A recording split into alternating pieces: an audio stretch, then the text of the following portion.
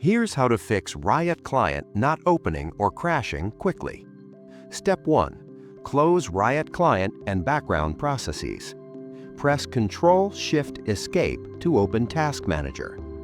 Under the Processes tab, locate Riot Client, Riot Client Services, and any Valorant processes.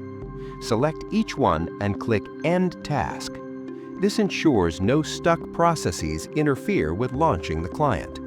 Step 2. Restart Riot Vanguard service.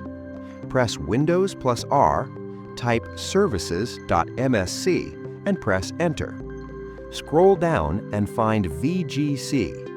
Right-click it and select Restart. If it is not running, click Start. Riot Vanguard must be active for the client to launch properly. Step 3. Run Riot Client as administrator. Right-click Riot Client and select Run as Administrator. Once the client opens, launch Valorant.